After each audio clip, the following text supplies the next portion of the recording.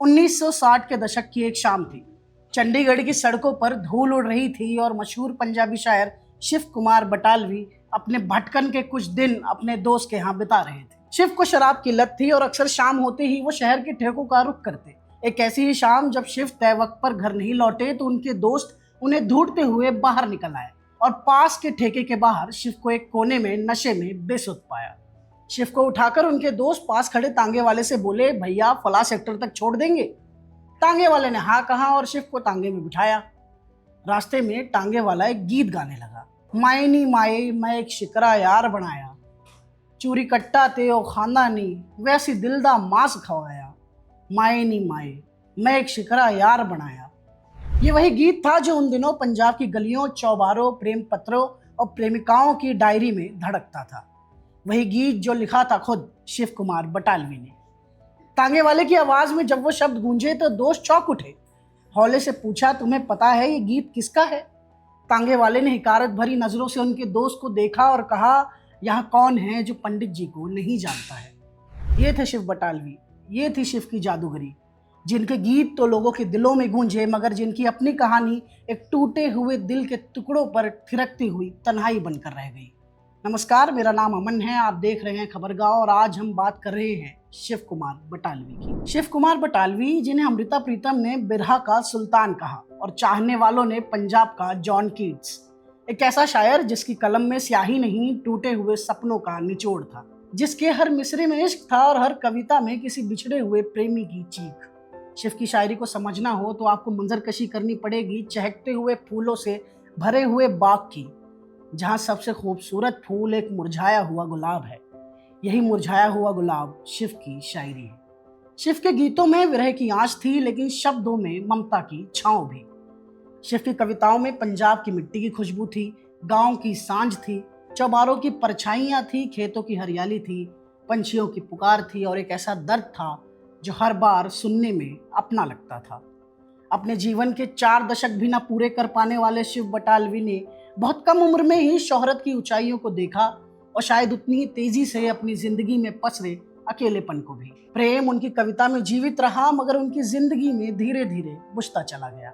2024 में आई चमकीला फिल्म का गाना मैनू विदा करो, जिसने सबका दिल छू लिया था, दरअसल शिव कुमार बटालवी की एक कविता से प्रेरित था। दिलजीत दोसांझ जब उड़ता पंजाब में एक कुड़ी जिदा नाम मोहब्बत गाते हैं, या फिर जब लव आजकल में आज दिन चढ़िया तेरे रंग वर्गा गाना आता है, तो लगता है जैसे शिव आज भी हमारे बीच मौजूद है। रांझा रांझा बिरहा आज दिन शगनादार जैसे न जाने कितने बॉलीवुड के गीत उनकी कविताओं की परछाई हैं। गीतों से परे लूना, मैं ते मैं, आटे दी चिरी जैसी काव्य कृतियां सिर्फ मशहूर नहीं है मगर आज भी पंजाबी साहित्य की पहचान बनने वाली रचनाओं में से है। 1976 में शिव के देहांत के बाद जब जगजीत सिंह ने उनके गीतों की एल्बम बिरहा दा सुल्तान बनाई तो अमृता प्रीतम ने शिव कुमार बटालवी को याद करते हुए लिखा, शिव वो अकेले पंजाबी कवि थे जो फिनिक्स की तरह जले और अपनी ही आग में राख हो गए। एक बार शिव ने मुझसे कहा था, मैं एक औरत की कोख से निकली आ हूँ, उसके दूध के समंदर में डूबता तारा हूँ, मेरी सांसों में जो पीड़ा है वो ही मेरे गीत है। वे कहते थे कि टूटे वादों और अधूरी मोहब्बतों ने उनके गीतों को जन्म दिया, जैसे दुख में भी फूल खिल उठे हों और फिर वो जीने लगे जैसे हर सांस आखिरी हो। आज जब वो हमारे बीच नहीं है, लगता है बिरहा का सुल्तान नए दर्द उधार लेने खुदा के पास चला गया है।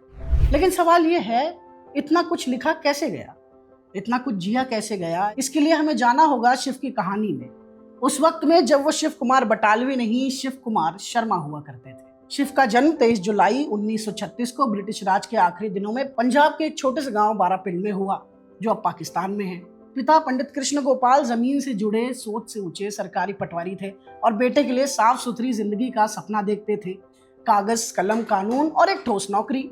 लेकिन बेटा रात दिन नहर के किनारे बैठा रहता, पेड़ों के नीचे अपनी ही दुनिया बनाता, जहाँ कविता के बीच चुपचाप पनप रहे थे।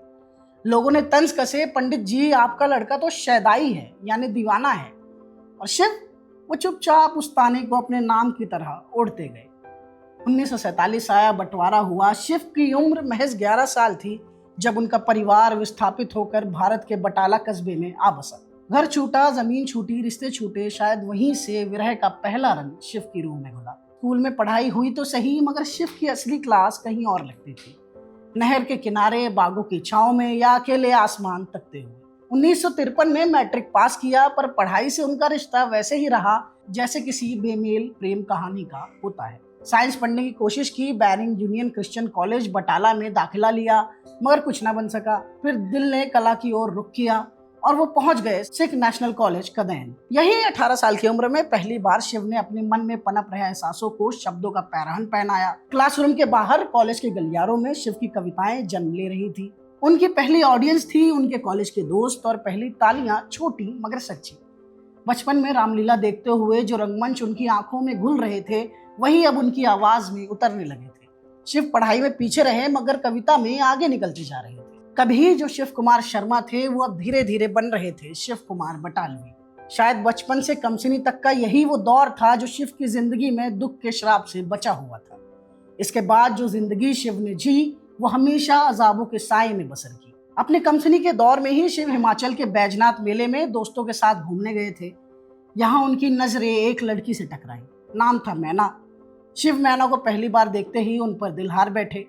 मैना भी शिव को अपनी नजरों से दूर नहीं रख पाई। 10 दिनों तक बिना किसी जान पहचान, और जैसे आज की जबान में कहें तो हाय हेलो के भरोसे ही दोनों की प्रेम कहानी चली।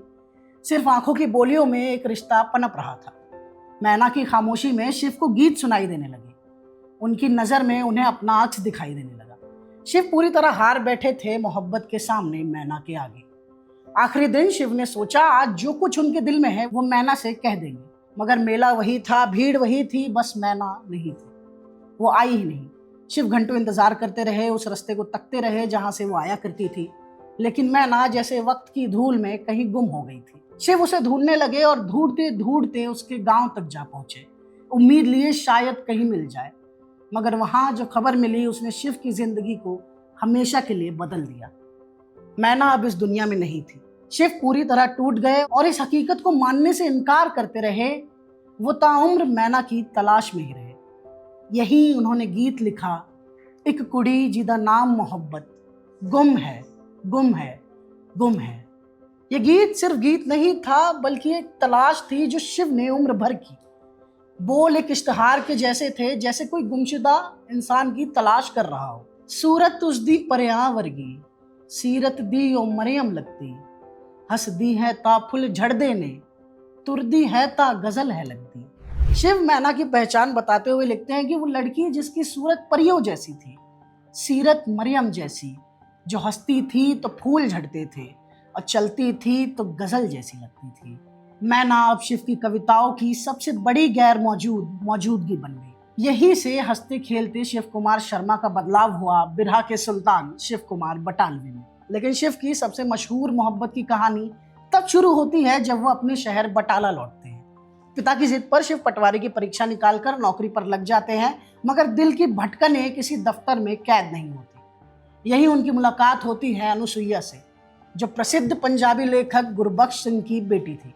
गुरबख्श सिंह, जिन्हें पंजाबी आधुनिक गद्य का पिता कहा जाता है, जिन्होंने प्रेम, समाज और बदलाव पर 50 से भी ज्यादा किताबें लिखी, और जिनकी पत्रिका प्रीत लड़ी ने पंजाब के साहित्यिक परिदृश्य को नया आयाम दिया। शिव को अनुसुईया से मोहब्बत हो गई। वो संकोची थी, गंभीर थी और शिव के दिल में एक स्थायी दस्तक बनकर रह गई।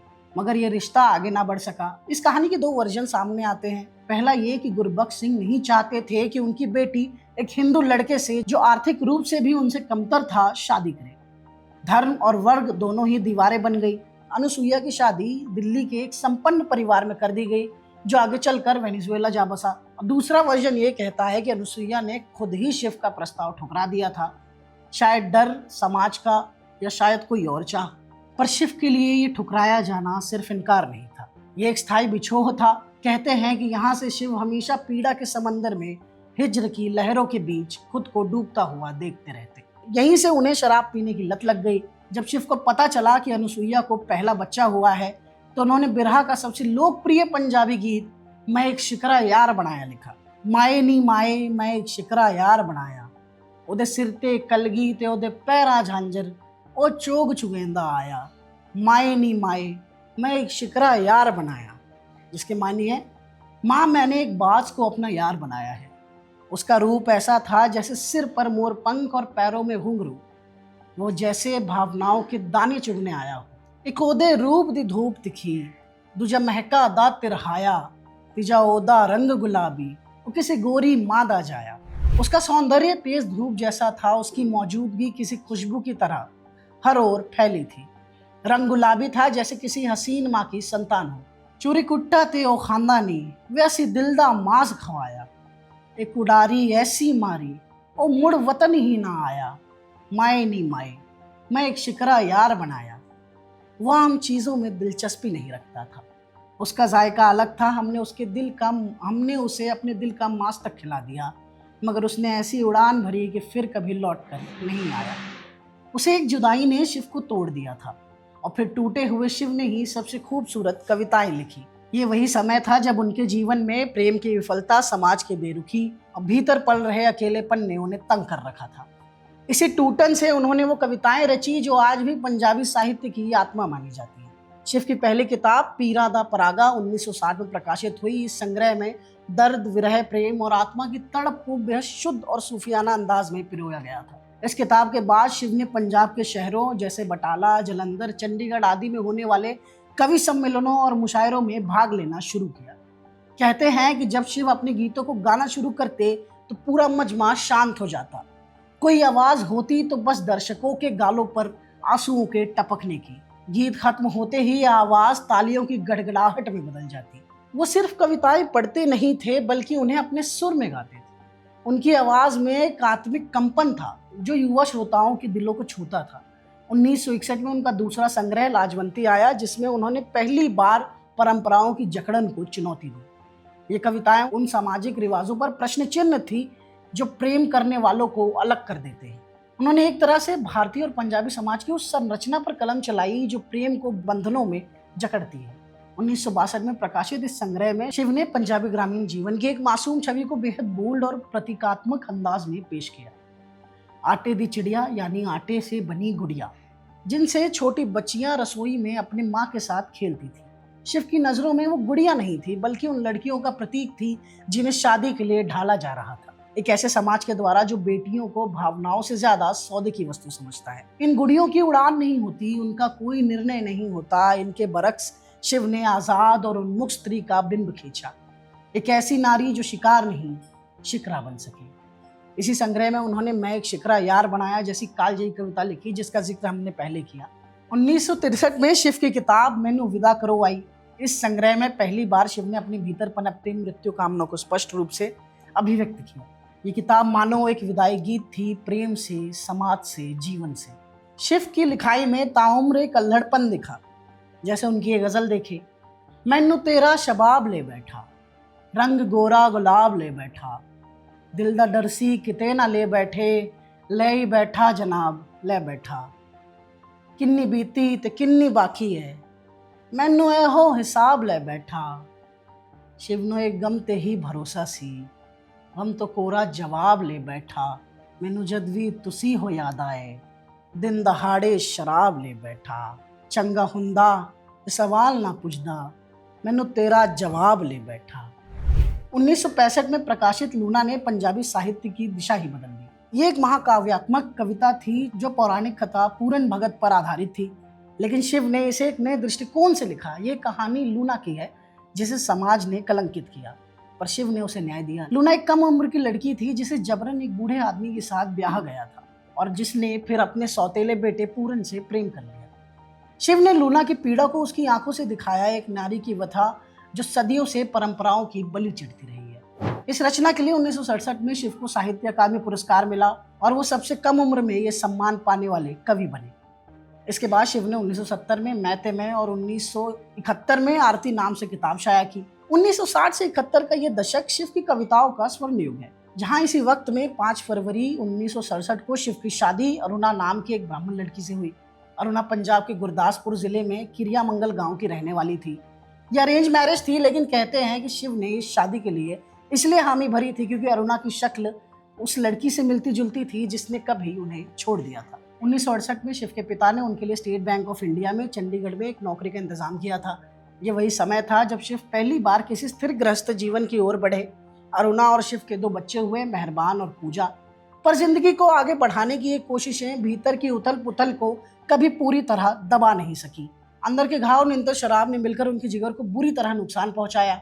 उनकी सेहत दिन ब दिन बिगड़ने लगी। इसी दौरान शिव लंदन गए, जहां उन्हें प्रवासी पंजाबी समुदाय ने बहुत सम्मान और प्यार दिया। लेकिन ठीक इसी समय भारत में उनकी प्रगतिशील और विद्रोही कविताओं के खिलाफ विरोध तेज हो चुका था। लूना जैसी महाकाव्यात्मक रचना के बाद कुछ रूढ़िवादी वर्गों ने उन पर जबरदस्त हमला बोला। उनकी किताबें जलाई गईं, आकाशवाणी से उनकी रिकॉर्डिंग्स तक मिटा दी गई। इसी लंदन यात्रा में शिव ने बीबीसी के कार्यक्रम नई जिंदगी नया जीवन के लिए महेंद्र कौल को एक इंटरव्यू दिया।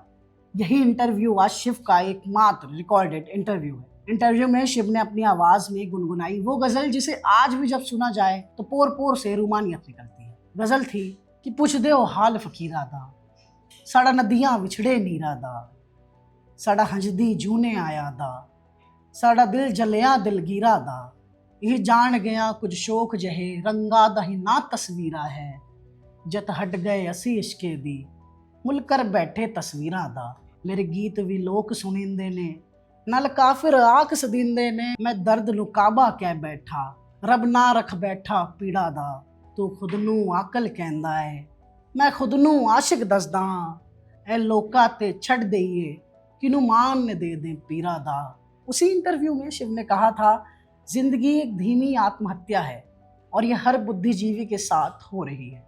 जवानी में मरने की इसी इच्छा को शिव खुद अपनी कविता में ढालते हुए कहते हैं, असा ता जोबन रुत्ते मरना, जोबन रुत्ते जो भी मर्दा, फुल बने या तारा, जोबन रुत्ते आशिक मर्दे या कोई कर्मा आड़ा। यानी उन्हें यकीन था कि जवानी में मरने वाले लोग या तो फूल बनते हैं या सितारे। उनकी यह कामना पूरी भी हुई। लौटने के बाद उनकी तबीयत लगातार गिरती गई। एक अस्पताल से दूसरे अस्पताल में उन्हें ले जाया गया, लेकिन इलाज बेअसर रहा। आखिरी दिनों में जब मौत एकदम करीब थी तो उन्होंने अरुणा से कहा, कोई डॉक्टर की दवाई रह तो नहीं गई? मैं नहीं चाहता कि कल को कोई कहे कि हमारी दवाई नहीं खाई इसलिए मर गया। मैं अपनी इच्छा से मरना चाहता हूँ।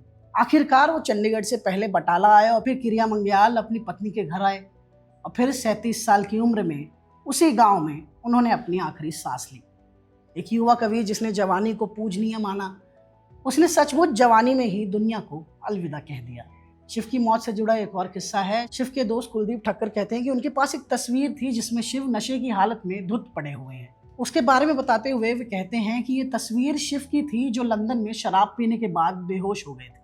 जब मैंने ये फोटो देश परदेश के एडिटर तरसेम पुरेवाल को दिखाई तो वो बोले, ये फोटो तब छापेंगे जब शिव मर जाएगा। कुछ ही समय बाद वाकई शिव का निधन हो गया और तरसेम ने वही तस्वीर शिव के मरने के बाद अखबार में छापी भी। मैंने इस पर एक छोटा सा लेख लिख दिया, काली जुबान वाला तरसेम, और उसने वो लेख भी देश परदेश में छाप दिया। शिव चले गए जैसे कोई गीत अधूरा छोड़कर चला जाता है, मगर उनकी शायरी अब भी लोगों के सीने में धड़कती है। उनकी आवाज़ अब भी बिरहा की मिट्टी में गूंजती है। वो मोहब्बत को अपने लहू में घोल कर गए थे और अब कोई टूटा हुआ दिल माए नी माए गुनगुनाता है तो लगता है कहीं दूर किसी नीम रोशनी वाले कमरे में शिव अब भी बैठे हैं, लिख रहे हैं, रो रहे हैं, गा रहे हैं। ये थी शिव कुमार बटालवी की कहानी। आपको ये कहानी कैसी लगी हमें कमेंट बॉक्स में ज़रूर बताएं। वीडियो को आपके लिए रिकॉर्ड कर रहे थे सर्वेश। आज की वीडियो के लिए इतना ही। बाकी खबरों के लिए जुड़े रहें खबरगांव के साथ।